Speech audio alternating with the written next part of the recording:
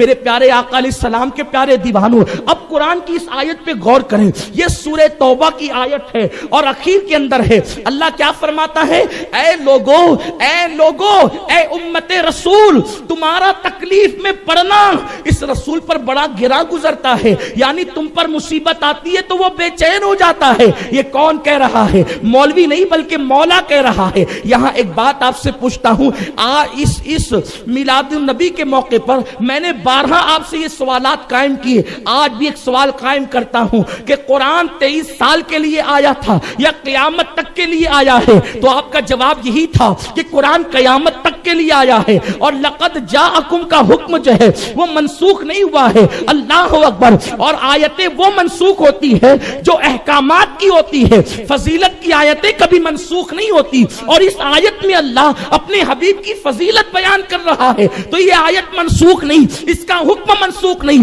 تو قیامت تک کی یہ آیت موجود ہے۔ تو اللہ فرماتا ہے تمہارا مشقت میں پڑنا اس نبی پہ بڑا گرا گزرتا ہے۔ یہ نبی تمہاری تکلیفوں کو دیکھ نہیں سکتا، برداشت نہیں کر سکتا، چوٹ تجھے لگتی ہے، درد وہاں ہوتا ہے اور وہ بے چین ہو جاتا ہے۔ آپ سے پوچھنا چاہتا ہوں، ایک لڑکے کا ایکسیڈنٹ اللہ نہ کرے ہو گیا، ایک لڑکے کا ایکسیڈنٹ ہو گیا، اس کا باپ گھر میں بیٹھ کے چائے پی رہا ہے، باپ کو خبر نہیں، تو وہ بے چین کیسے ہوگا، وہ بے قرار کیسے ہوگا؟ آپ مجھے بتائیں، باپ بیٹا جو ہے ایکسیڈنٹ میں روڈ پہ پڑا ہوا ہے یا ہاسپٹل میں تڑپ رہا ہے اور باپ کو خبر ہی نہیں ہے، تو وہ چائے بھی پی رہا ہے، وہ نیوز بھی دیکھ رہا ہے، نرم بستر پہ آرام سے لیٹا ہوا ہے، ہنسی مذاق کر رہا ہے۔ بولو باپ بے چین کب ہوگا؟ جب تک اس کو خبر نہ ملے گی اس وقت تک وہ بے چین نہیں ہوگا۔ اور قرآن کہتا ہے اے پوری کائنات کے انسانوں، اے تمام عالمین، رسول اعظم تم سے اتنا پیار کرتے ہیں کہ تم مصیبت میں پڑتے ہو وہ بے چین ہو جاتے ہیں۔ تو بے چین کب ہوتا ہے؟ جب حادثہ دیکھتا ہے تبھی تو بے چین ہوتا ہے، مصیبت دیکھتے تبھی تو بے چین ہوتے ہیں، مشکل دیکھتے تبھی تو بے چین ہوتے ہیں۔ تو پتا چلا کہ حضور صلی اللہ علیہ وسلم پوری کائنات کو دیکھتے ہیں اور تمہاری مصیبتوں کو ملاحظہ کرتے ہیں، تبھی تو وہ مشقت میں تمہارا مشقت میں پڑنا گوارا نہیں ہوتا۔ اس سے پتا چلا نبی پاک مدینے منورہ والوں کو بھی دیکھ رہے ہیں اور مالیگاؤں والوں کو بھی دیکھ رہے ہیں۔ اللہ اکبر، پوری کائنات کو دیکھ رہے ہیں اور قیامت تک کے لوگوں کو دیکھ رہے ہیں، اسی لیے تو تمہارا مشقت میں پڑنا ان کو گرا گزرتا ہے۔ اور پھر اللہ فرماتا ہے یہ تم پر اللہ اکبر بڑا مہربان ہے۔ اس رسول کا حال یہ ہے کہ تمہارا مشقت میں پڑنا ان پر گرا گزرتا ہے، اور حال یہ ہے اس رسول کا کہ جب اللہ کوئی انعام تم پر کرتا ہے تو یہ حریص ہے امت کے معاملے میں۔ اللہ کچھ دیتا ہے تو وہ عرض کرتے ہیں مولا اور عطا کر، مولا اور عطا کر، مولا اور عطا کر، یعنی حل من مزید کا وہ نعرہ لگاتا ہے، اور چاہیے میری امت کے لیے، اور چاہیے مجھے اپنی امت کے لیے۔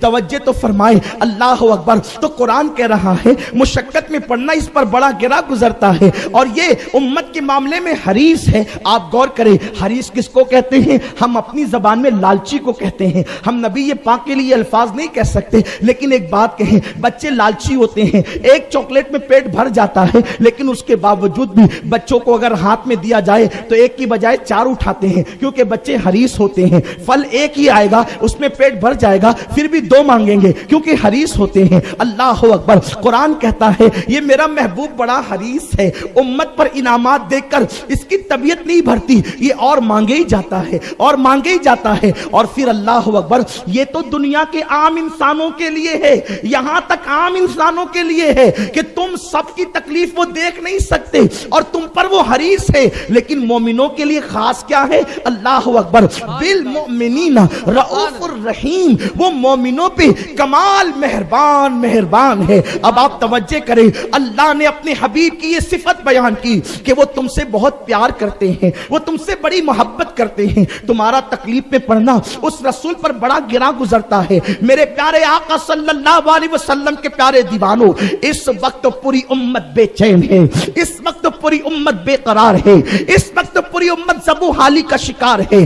شام کی سرزمین سے لے کر یمن کی زمین تک، عراق کی زمین سے لے کر کے اللہ اکبر عربستان کی سرزمین تک، پوری دنیا دنیا کے اندر مسلمانوں کو کہیں چین نہیں, کہیں قرار نہیں, کہیں اطمینان نہیں. سیاسی منچ سے پوری دنیا کے لیڈر یہ بات کر رہے ہیں, سیاسی اسٹیج سے پوری دنیا کے لیڈر یہ بات کر رہے ہیں, لوگوں ایجوکیشن حاصل کرو تمہاری مشکلیں دور ہو جائے گی. کوئی کہتا ہے دولت حاصل کرو تمہاری مشکلیں دور ہو جائے گی. کوئی کہتا ہے مالدار بن جاؤ, روٹی کپڑا مکان حاصل کر لو تمہاری مشکلیں دور ہو جائے گی. لیکن اے میرے آقا علیہ السلام کے دیوانوں, اگر تم کلمہ پڑھنے والے ہو, اپنے آقا کے نام لیوا ہو, تو یاد رکھنا تمہیں غموں کی فکر نہیں کرنا. اس کی وجہ یہ ہے کہ تمہارا غم گسار اللہ کا محبوب ہے, حبیب کردگار ہے. ارے جس کی نگاہیں اٹھنے سے قبلہ بدل جاتا ہے, کیا اس کی نگاہیں اٹھنے سے ہمارے حالات نہیں بدل سکتے, ہمارے دن نہیں بدل سکتے؟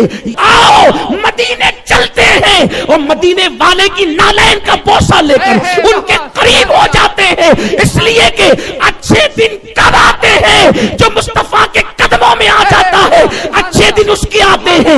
آپ کو نہیں پتا بلال غلام ہے, لوگوں کی غلامی کرتا ہے. بلال نے چاہا اچھے دن آئے تو بلال نے نبی کے قدم پکڑ لیے. وہ بلال جس کی مکے میں کوئی عزت نہ تھی, نبی کی نالین میں آنے سے وہ بلال کے اتنے اچھے دن آئے.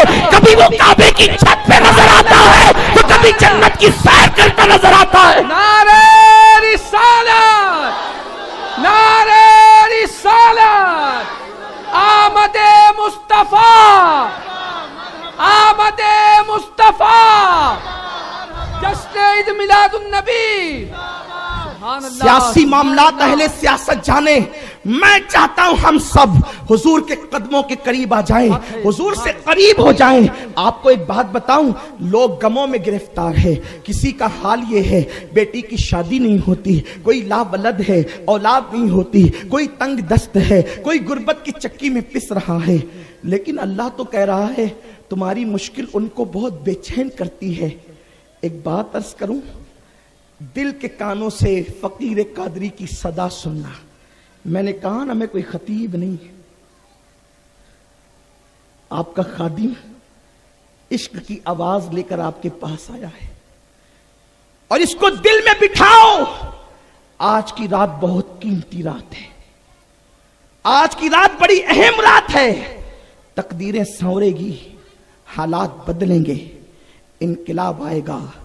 اس لیے کہ آمینہ کے گھر اس شب بیٹا صرف پیدا نہیں ہوا بلکہ کائنات کا انقلاب پیدا ہوا. حق ہے, سبحان اللہ.